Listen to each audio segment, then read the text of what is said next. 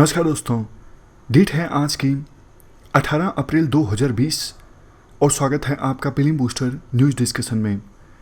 सबसे पहले important article world heritage day के बारे में है। हर साल 18 अप्रैल का जो दिन है वर्ल्ड हेरिटेज डे के रूप में ऑब्जर्व किया जाता है ताकि विभिन्न कम्युनिटीज़ में वर्ल्ड की जो हेरिटेज साइट्स हैं, जो विरासत है वर्ल्ड की, उसके बारे में जागरूकता फैलाई जा सके। इस बार वर्ल्ड हेरिटेज डे की थीम थी shared culture, shared heritage and shared responsibility. थोड़ी और इन्फॉर्मेशन डिस्कस करते हैं। देखो, हमारे देश में टोटल वर्ल्ड हेरिटेज साइट्स हैं 38।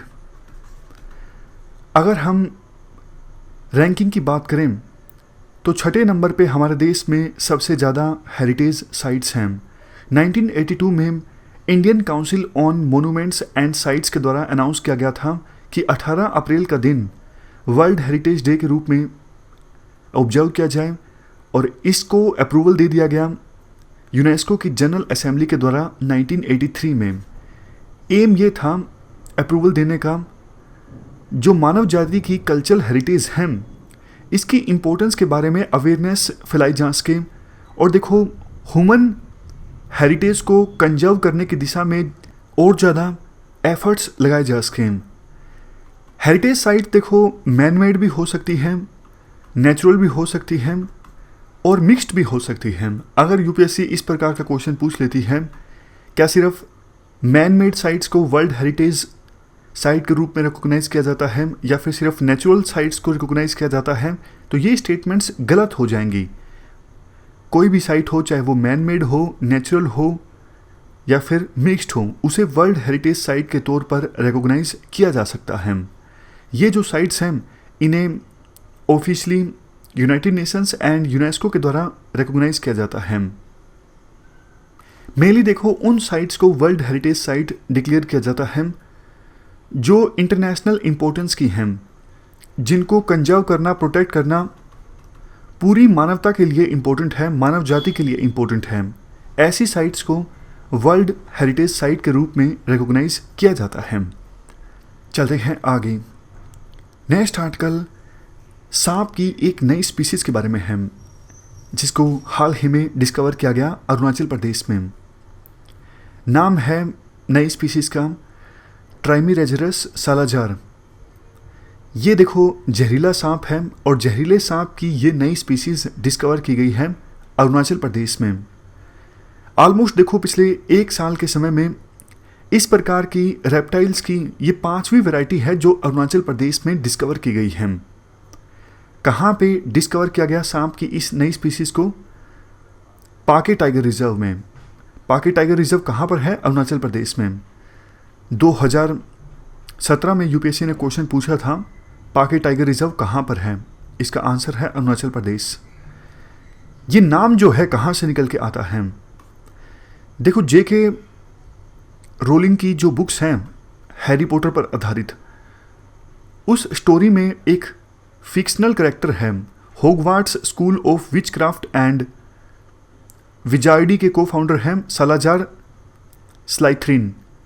उनके नाम पर सांप की इस नई प्रजाति का नाम दिया गया है। विचक्राफ्ट का मतलब होता है जादूगरी, टोना टोटका, इस प्रकार की चीज़ें। ये नई जो स्पीसीज मिली है सांप की, ये देखो ग्रीन पिट वाइपर्स ग्रुप से संबंध रखती हैं। इंडिया में 22 टाइप के ग्रीन पिट वाइपर सांप मिलते हैं। लास्ट में आर्टिकल में थोड़ी सी और चीज़ें भी थी।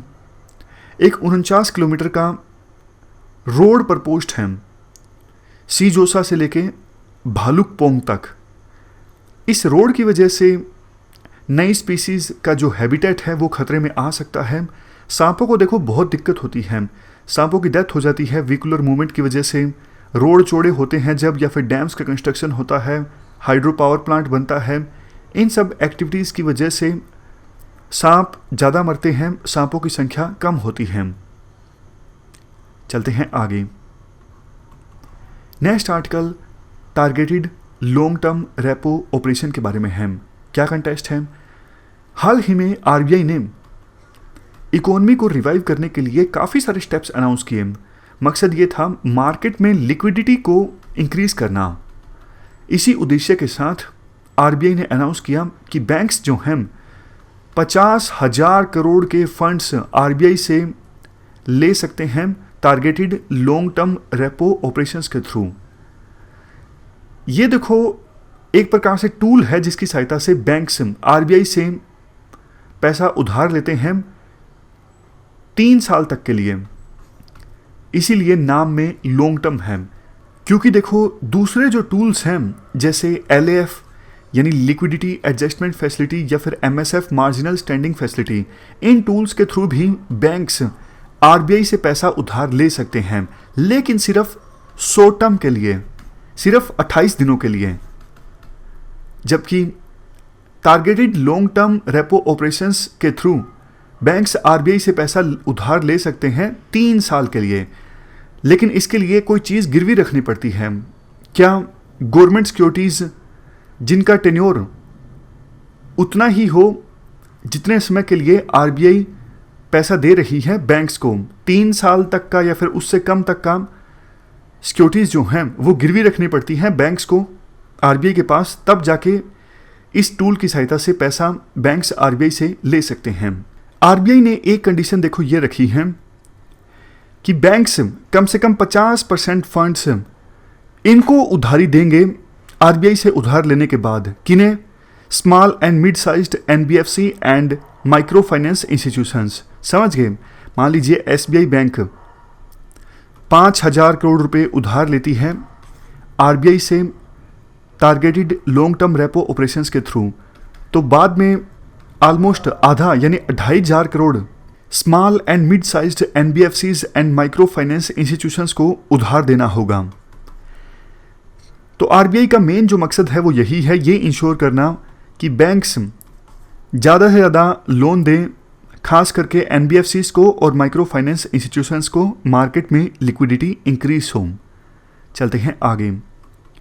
नेक्स्ट आर्टिकल जून एल्मीडा के बारे में है। ये देखो यूके बेस्ड वीरोलॉजिस्ट हैं। वीरोलॉजिस्ट वो लोग होते हैं जो वायरसेस को स्टडी करते हैं। जून एल्मीडा बहुत ही फेमस वीरोलॉजिस्ट हैं। इन्होंने देखो सबसे पहली बार ह्यूमन कोरोना वायरस को देखा था और इन्होंने ही सबसे पहली बार रूबेला वायरस को देखा था। इन्होंने और भी काफ़ी सारे अच्छे अच्छे काम किए हैं, जैसे इन्होंने ये फिगर आउट किया था हेपेटाइटिस बी वायरस के 2 अलग अलग कंपोनेंट्स हैं। एक तो देखो पार्टिकल के सरफेस के ऊपर और एक अंदर। इसके अलावा देखो इन्होंने इलेक्ट्रॉन माइक्रोस्कोपी की टेक्निक भी डेवलप की और इस टेक्निक का काफ़ी इस्तेमाल होता है वायरल डायग्नोसिस के लिए, यानी वायरल इन्फेक्शन का पता लगाने के लिए। 1979 में WHO ने एक मैनुअल तैयार किया था रैपिड लेबोरेटरी वायरल डायग्नोसिस के लिए, मतलब कैसे लेबोरेटरी में वायरल इन्फेक्शन का पता लगाया जा सकता है, डिटेक्ट किया जा सकता है। इस संदर्भ में ये मैनुअल था और इस मैनुअल में भी जून एल्मीडा ने अपना कंट्रीब्यूशन दिया था।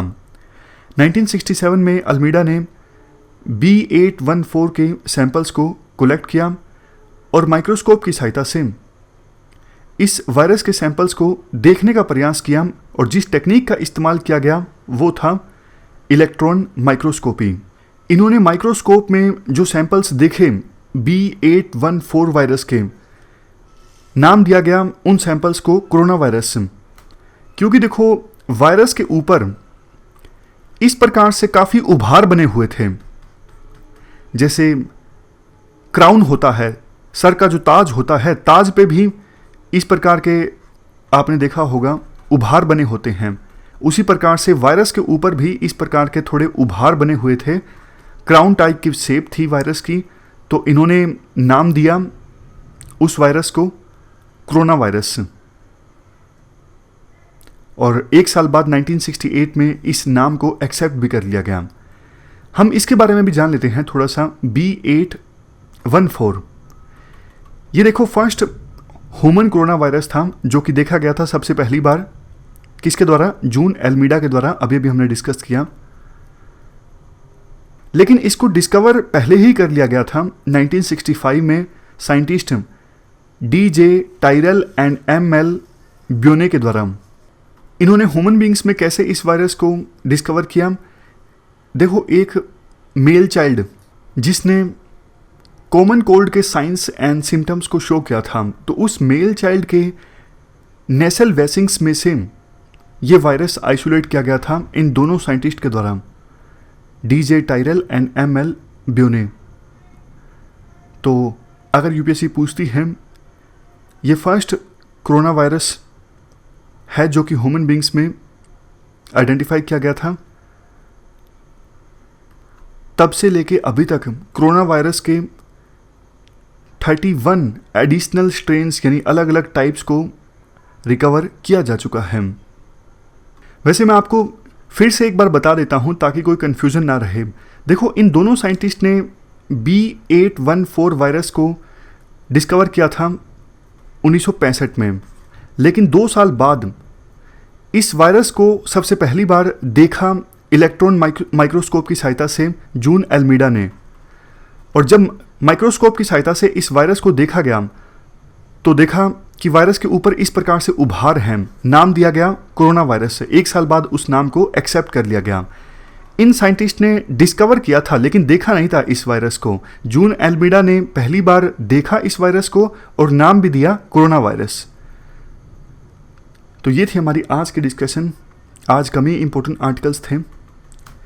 हमने आज B814 वायरस के बारे में डिस्कस किया, जून एल्मीडा के बारे में जाना, targeted long term repo operations के बारे में जाना, ट्राइमेरेजरस सालाजार के बारे में जाना, सांप की नई प्रजाति जो अरुणाचल प्रदेश में मिली है, वर्ल्ड हेरिटेज डे के रूप में हमने जाना। Thank you very much for discussion.